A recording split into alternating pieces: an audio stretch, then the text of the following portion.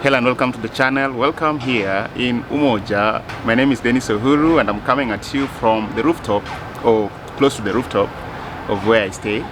The reason I'm making this intro here is because the house is very dark. It's still very early in the morning. The house is very dark. So I thought I'd come up here and get better lighting.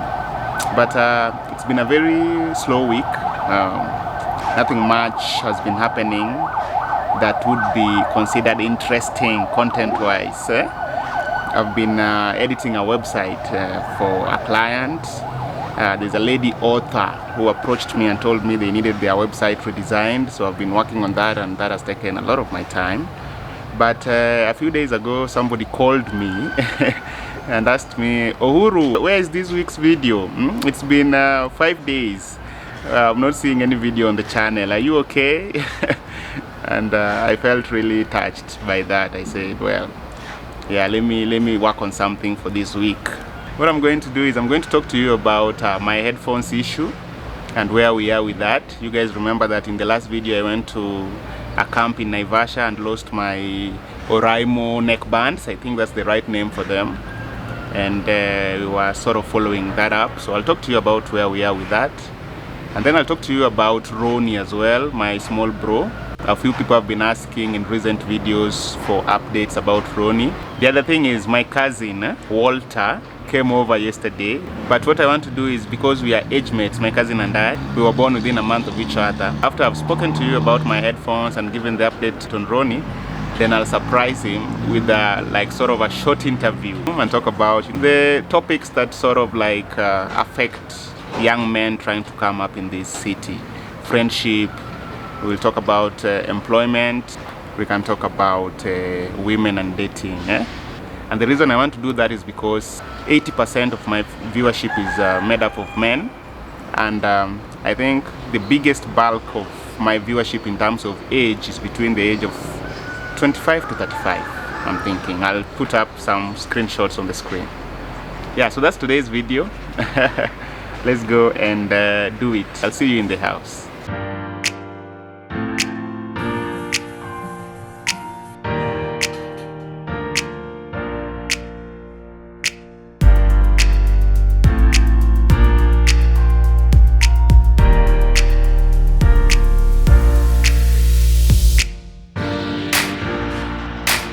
A few moments later. I stepped out for a bit and I'm back to the house. Before we go into the specifics of the video, I want to do this week's freedom comment.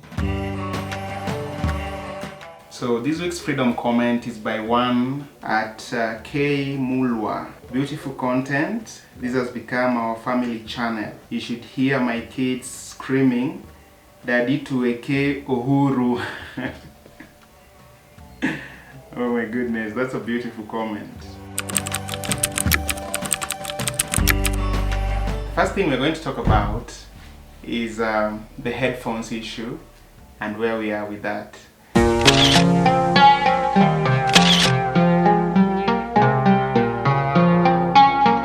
Remember in the last video I shared evidence that I had the headphones at the campsite, and I was told to call on Friday or Saturday to speak to a gentleman that was on duty on the day I left the campsite.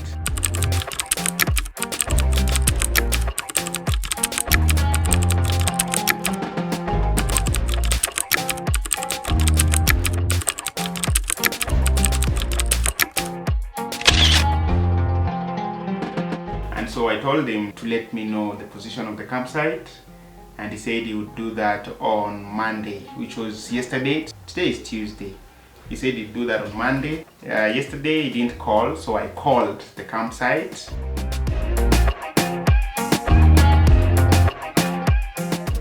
I told her that I spoke to the gentleman that you had told me to call on Saturday, and he said that he'd give me the final position of the campsite today, Monday, right?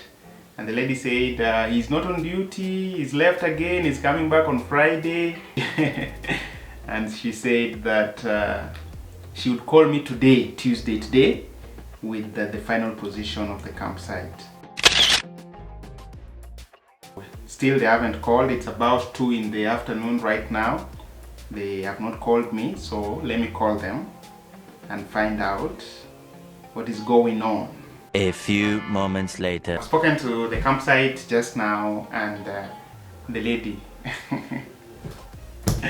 right, I've spoken to her, and she's told me that she was going to call me, but she has not yet notified the director of the campsite about the issue, that he's been away. So she's going to find time and inform me and that I should wait for her to call now.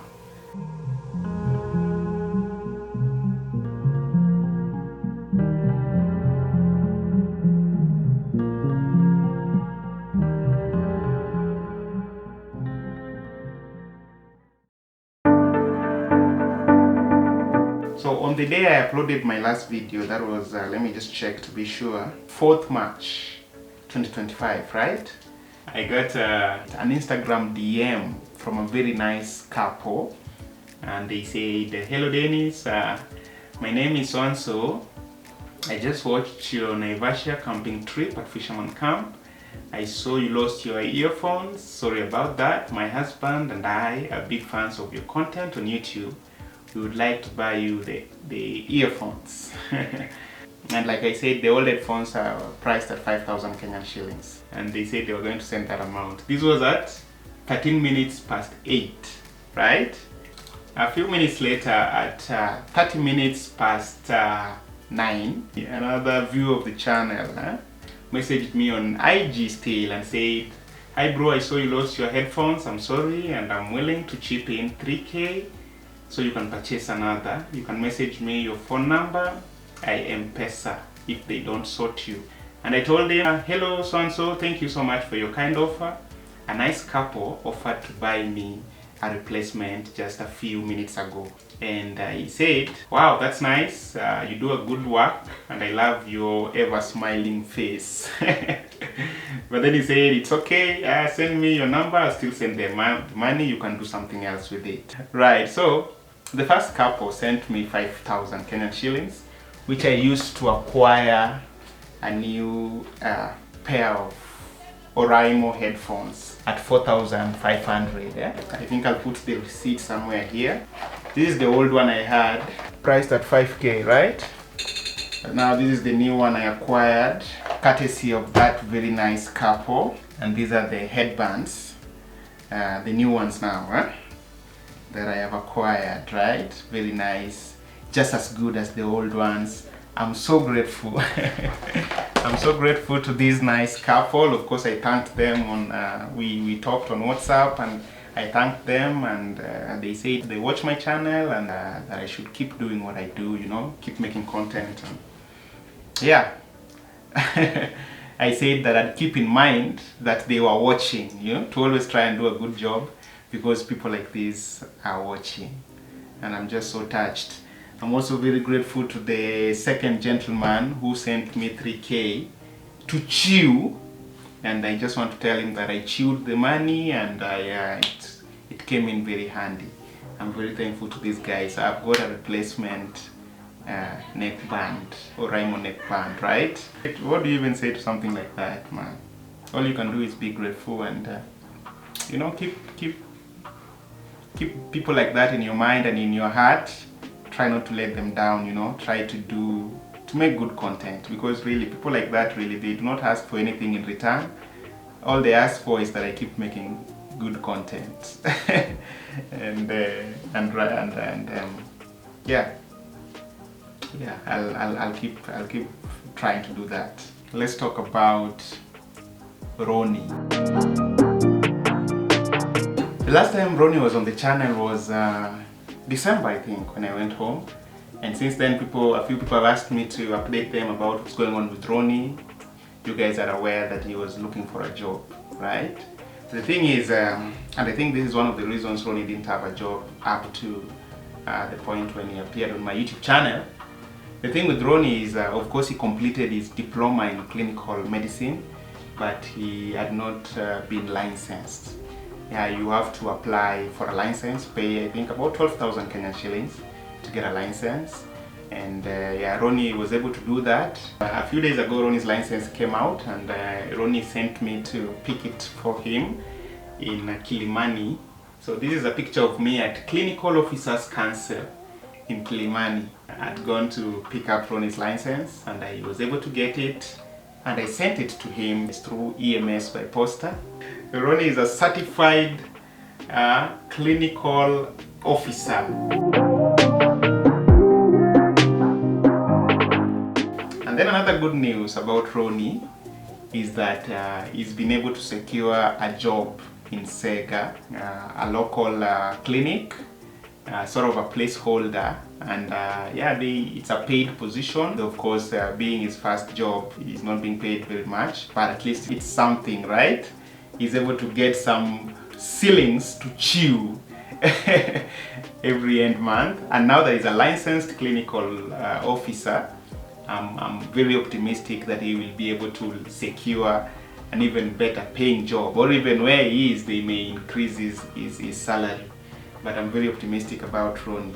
You see, the thing is, Ronny has done 1 month and he got his first salary, and he reached out to me and told me, you know, Dennis, I want to do something for mom. And I told him, now, what is it you want to do? And he said, you know, you bought mama a TV, but you didn't buy her an aerial, right? So what mom has been doing is she's been using the TV just with the USB that you bought, and we've been loading movies on that and just watching that on the TV. But I want to get mom something she can use to watch a few Niger movies and things like that, right? So I asked him, what do you have in mind? And he said, I want to get mom a DSTV. And I was like, DSTV is very expensive, you know, the monthly payments. But Ronny told me he's done a bit of research and looked at the packages, and he's decided to, let me put it up on the screen, to be helping mom pay like the DSTV Lite. He will be paying for mom that DSTV Lite at 750 Kenyan shillings. That's one of the packages DSTV offers. I didn't even know DSTV had a package at 750 shillings. But then he also got mom a DSTV, and he sent me a picture. This is the what do we call it? The bowl, eh? Ronny got that and took it home, and I was just so happy about it. They were able to set up the DSTV and it works perfectly. I'm so proud of you, Ronny. That's a good thing you did. I'm sure mom is very happy, but more than that, God is also happy. So, so that's the update about Ronny. He secured a job and is also a certified CO. I think it's time that my cousin is working in the sitting room. I think it's time that we go see if we can chat. Fantastic. So I'm here with Walter, my cousin. We're going to have this grown man conversation. Eh? How many friends do you have? Less than 10. Why is it challenging to make friends in Nairobi? It takes a lot of time to grow even that friendship Takes a lot of time. Real friendship. You know, Exactly. something that you can count on. Yes. Because it takes a lot from you and also a lot from the person that you want to become friends with. How do you think we can go about making friends in Nairobi, or making more friends? What works for me is, definitely I have few friends, right?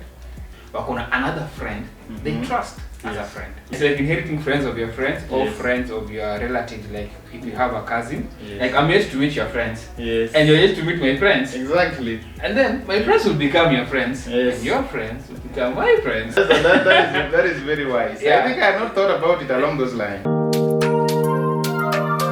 How many jobs have you had in Nairobi? You did a bit of academic writing, 1. Yeah, that's 1. 2, nilikuwanga intern in an actuarial firm, so that's 2. 3, fully employed, Yes. also in an actuarial firm. So I've worked as an insurance agent. That was my first job in Nairobi, though not my first job in life.